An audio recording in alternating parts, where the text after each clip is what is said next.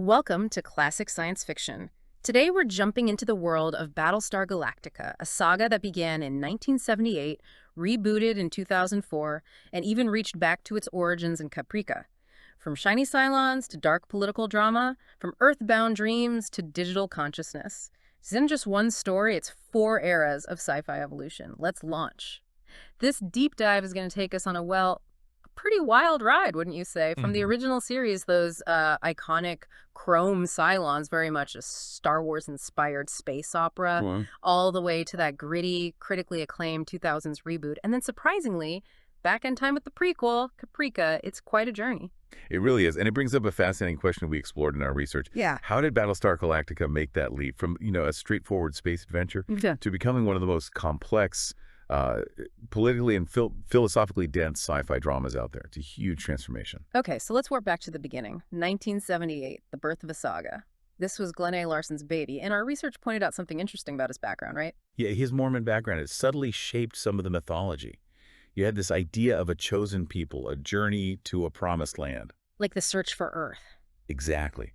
And even the name Kobol, the ancestral home planet, it's thought to be an anagram for Kolob, which is significant in LDS theology. It's not overt, but it's there. And the timing. It couldn't have been better, hitting right after Star Wars Mania took hold. Oh, absolutely. It rode that wave perfectly. Universal went all in, even hiring actual Star Wars veterans. You had Ralph McQuarrie doing designs, The legendary concept artist. the very same. And John Dykstra, the effects wizard who won an Oscar for Star Wars, he brought that cutting-edge motion control camera tech to television. It looked cinematic. And they spent the money to make it look cinematic. That budget was huge for 1978 TV. What was it, like $8 million just for the pilot? That's the figure, yeah. About $1 million per episode after that. Double the cost of a typical drama back then. They were blurring the lines between TV and film. Which, interestingly, led to some legal friction. Lucasfilm actually sued Universal for plagiarism, didn't they? They did. Claimed it copied Star Wars. Universal countersued. It got dropped eventually, but it shows you what a big deal Galactica was right out of the gate. So the core story kicks off with, well, total disaster. Pretty much. The Cylons wipe out the 12 colonies. Just devastating. And this leaves a ragtag fleet of survivors, maybe 50,000 people, led by the Battlestar Galactica. They're wishing. Find the legendary 13th colony. Find Earth. That's the driving force. This desperate search for a safe haven for Earth. It gave the whole series its direction, even with all the weekly adventures. And it ended on such a tease. That final episode, The Hand of God. They pick up the Apollo 11 moon landing broadcast. Yeah, implying Earth was real, and maybe closer than they thought. Yeah. A massive cliffhanger, but sadly the show got canceled, so we never saw the direct follow-up in that style. Before we get to what came next, let's talk characters. You had some real heavy hitters. Absolutely. Lauren Green as Commander Adama.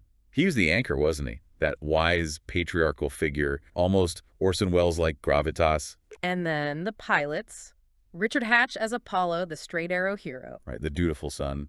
And Dirk Benedict as Starbuck, the charming rogue. Maybe a bit Han Solo-ish, but maybe more earnest. A huge fan favorite. Can't forget the villain, John Polakos as Baltar. Just chewing the scenery as this traitor. Pure evil, basically. Yeah.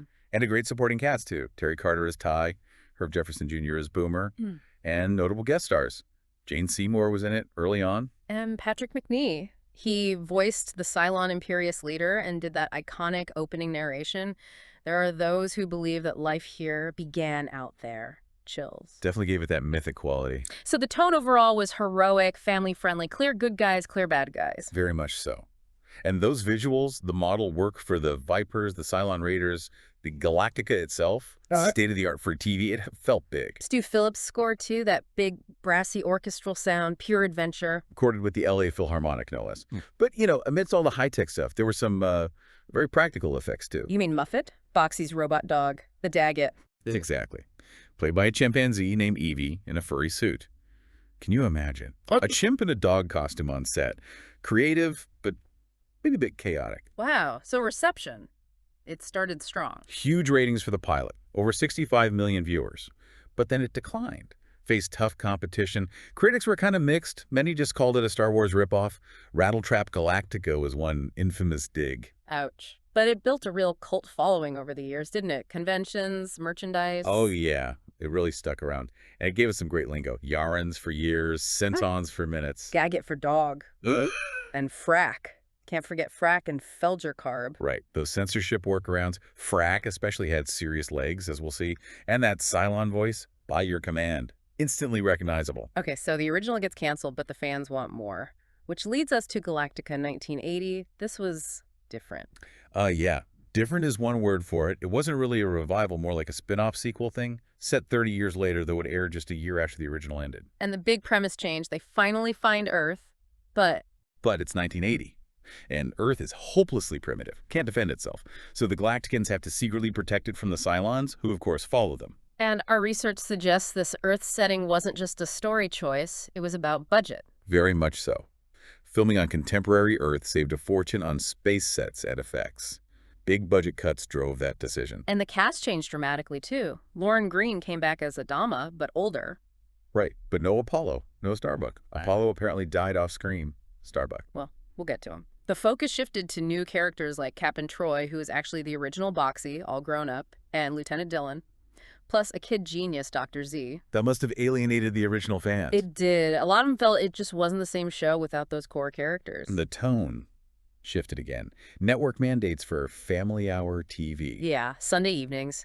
Strict rules about educational content, limited violence. It turned into this much lighter, sometimes really silly show.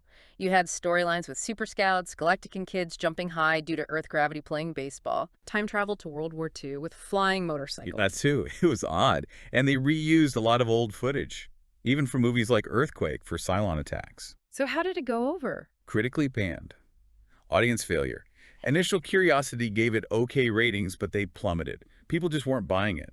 It's often called awkward family filler.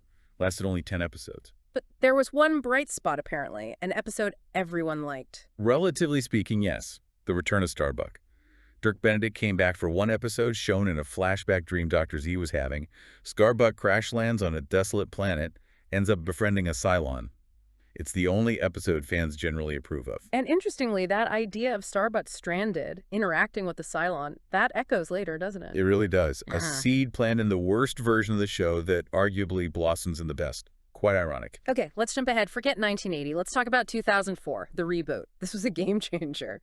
Absolutely. Spearheaded by Ronald D. Moore, who'd worked on Star Trek, Deep Space Nine, and Next Generation, along with producer David Icke. Started with that brilliant 2003 miniseries. And Moore had a very specific vision, heavily influenced by the post-9/11 world. Explicitly so. He wanted to make a war drama in space, an allegory for the war on terror.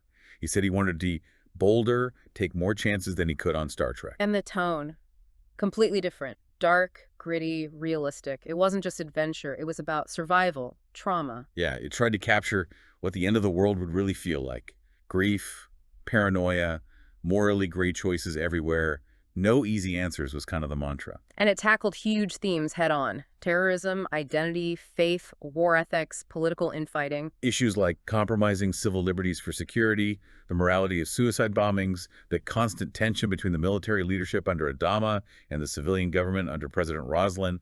Really complex stuff. And that religious inversion you mentioned earlier was fascinating here. The humans are polytheistic, praying to the lords of Kobol like Greek gods. While the Cylons, the enemy, are monotheistic. They believe in one true God and think they're doing his work by wiping out humanity. A total flip from expectations. The characters were radically reimagined too. Starbuck and Boomer becoming women was huge. Groundbreaking and initially controversial, especially Starbuck. But Katie Sackhoff's Kara Thrace became iconic. Brash, damaged, maybe prophetic, incredibly layered. And Grace Park as Sharon Boomer Valeri, not just a pilot, but a Cylon sleeper agent. That was a massive twist right in the miniseries. Huge. It instantly blurred the lines between us and them, friend and foe. That uncertainty became central to the show. The leaders were redefined too. Edward James Olmos as Commander Adama, so different from Lauren Green. Totally. Almost as Adama was grizzled, weary, deeply human. Noble, yes, but flawed. Prone to anger, doubt. You felt the weight on him, and that line, "So say we all," apparently almost ad-libbed it. That's what our research suggests, and it just instantly became this powerful rallying cry for the fleet and for the fans. And Mary McDonnell as Laura Roslin. Starts as Secretary of Education, suddenly becomes president. Her journey, grappling with leadership, faith, her cancer diagnosis, provided such a crucial civilian counterpoint to Adama. Then there's Gaius Baltar. James Callis. What a character. Oh, brilliant. A narcissistic genius who basically causes the apocalypse accidentally, haunted by visions of this Cylon number 6. He swings wildly between villain, victim, anti-hero, embodies that moral ambiguity perfectly. And the Cylons themselves. No more crone toasters. Well, the Centurions were still there, redesigned with CGI, looking much more menacing and mechanical. But the big change was the humanoid models. 12 of them. Indistinguishable from humans. Like Tricia Helfer is number 6, or Grace Park again is number 8, another model distinct from Boomer. They could infiltrate, they had complex motives, ideologies, relationships. Some even became sympathetic characters with full arcs. The show constantly asked, what does it mean to be human? And applied it to the Cylons too. The whole production style felt different too, that shaky cam, documentary feel. Right, especially in the space battles. It felt immediate, chaotic, real. Very different from the smooth, gliding shots of traditional sci-fi. And the look of the Galactica itself, muted colors, gritty, functional, lots of gray metal, green screens, very analog, almost submarine-like. Exactly. Contrast that with the bright, almost primary colors of the original, and Bear McCreary's score. Yeah. Wow. The music was incredible. Those taiko drums, the duduk flute, so unique. It created this intense, tribal, haunting atmosphere, not your typical soaring orchestral score. He even used a Sanskrit hymn for the main title later on. It just felt raw. Even little details like the paper having cut corners, that was a running gag that became part of the aesthetic, right? Added to the low-tech make-do feel. Yeah, all these elements combined to create something really special, and the reception reflected that. Critical darling status, basically. Peabody Award, Emmys, Time Magazine called it the best show on TV. It really resonated beyond the usual sci-fi crowd. It influenced so many shows that came after, like The Expanse, Westworld, proving sci-fi could be serious, adult drama. And Frack made a huge comeback. Went from a quirky 1978 thing to being used constantly, becoming part of the pop culture lexicon. Absolutely. It fit the gritty tone perfectly. Okay, so after the reboot's success, they went back in time with Caprica, an origin story. Right. Set 58 years before the fall of the colonies, on the planet Caprica itself, when it was at its peak, opulent, technologically advanced, but simmering with tension. And it focused on two families. The Greystones tech billionaires, think Daniel and Amanda Greystone, and the Adamas, Joseph Adama, a lawyer, father of young William Adama, who'd later become commander. Immigrants, rooted more in ethics and law. Their lives intertwined tragically. What were the big themes Caprica explored? Our research highlighted AI and digital immortality. Definitely, that was central. The story of Zoe Greystone, Daniel's daughter, creating this sentient digital avatar of herself, and what happens after her physical death, that pursuit of cheating death through technology. And religious extremism again, but in a different context. Yeah, the rise of monotheism, the soldiers of the one cult within the predominantly polytheistic society of the colonies. This explored how that Cylon religious ideology might have first taken root, influenced by human fanatics like Clarice Willow. So it was digging into identity and how human flaws basically set the stage for the Cylon conflict. Exactly. Showing the messy human origins of what would become this existential threat. And it gave us the origin of the Cylons themselves. The first Cylons, yes. Zoe Greystone's digital avatar gets downloaded, kind of accidentally at first, into one of her father's robot prototypes, the U-87. She becomes the first sentient Cylon consciousness and mechanical body. And then these robots get mass-produced. For military and labor use. But later, influenced by the soldiers of the One, they get radicalized, which leads to the first Cylon War, decades before the main series begins. It suggests this cycle of creation and rebellion happened more than once. What was the tone like compared to the reboot? Much slower, more character-driven, less action, more politics, corporate intrigue, philosophical debate, a different kind of drama. And the reception? Mixed, really. Critics praised its ambition and depth, but the ratings weren't great. It struggled to find a wide audience and got canceled after just one season, 18 episodes. They even burned off the final episodes in a marathon. Shame, but it does add a lot of depth to the overall mythology if you watch it. Definitely. It enriches the Cylons' motivations and shows how humanity kind of sowed the seeds of its own destruction. And we should briefly mention the web series too, shouldn't we? They filled in some gaps. Yeah, things like The Resistance, Razor Flashbacks, Face of the Enemy, and Blood and Chrome. That was originally a pilot about young Adama during the first Cylon War. It didn't get picked up as a series, but was released as a web series and then a TV movie. Adds more context to that earlier conflict. So looking back across all these iterations, the evolution is just massive. The tone shift alone. It's huge. 1978. hopeful, heroic adventure. 1980. Awkward, kid-friendly, kind of silly. 2004. Grim, gritty, morally complex survival drama. And Caprica, a slower, political, philosophical origin story. 4 distinct feels. Religious themes went from background mythology in 78. To being absolutely central drivers of plot and character in 2004 in Caprica. The clash between polytheism and monotheism became a core conflict. And the Cylons themselves, from those clanky toasters saying, by your command, To these incredibly complex, ideological, humanoid beings in the reboot, capable of love, faith, betrayal, and then seeing their birth as sentient AI tied to human grief and ambition in Caprica. A complete transformation. character archetypes too, the clear heroes and villains of 78. Replaced by deeply flawed, morally gray characters in 2004, Starbuck's trauma, Baltar's cowardice and brilliance, Adama's burden, much more nuanced. And the storytelling changed from mostly standalone episodes in 78. To that highly serialized, long-form narrative of the reboot, where events had lasting consequences and characters evolved significantly over multiple seasons. You really get the sense that each version was a product of its time. Absolutely. The optimism and anxieties of the late 70s versus the post-9/11 world. Battlestar Galactica became this mirror reflecting the cultural mood of each era it inhabited. Okay, let's wrap up with some fun extras and legacy points. Frank, we have to mention it again. From 1978 censorship fix to a beloved, widely used swear word in the reboot, quite a journey for a made-up expletive. And so say we all.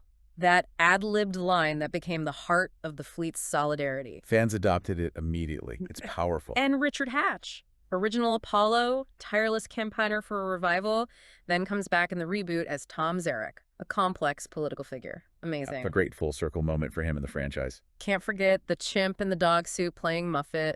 Just wonderfully weird 70s TV. A classic piece of trivia. And the fact that those expensive 1978 special effects shots got recycled, not just in Galactica in 1980, but in other cheap movies later on, like Space Mutiny. Oh yeah, famously mocked on Mystery Science Theater 3000, those Viper launch sequences got around. But the reboot's legacy is much more serious. It really paved the way for a lot of the ambitious adult science fiction we see today. Shows like The Expanse, Westworld, maybe even Foundation. It proved sci-fi could be critically acclaimed, tackle heavy themes, and find a broad audience. It raised the bar. And that final recurring line, threading through both the original and the reboot. All of this has happened before, and all of it will happen again. It captures that cyclical view of history, the enduring struggles. It's profound. It really is. This whole saga, told through such different lenses, different eras, different philosophies. But as you said, always circling back to that fundamental question. What does it mean to be human? In the face of annihilation, in the face of our creations, in the face of our own flaws. So if you've never seen it, or maybe only saw one version, we definitely encourage you. Go back and watch the original for its campy charm, or dive into the deep end with the 2004 reboot. It's a rewarding experience. All of this has happened before, and all of it will happen again. So say we all.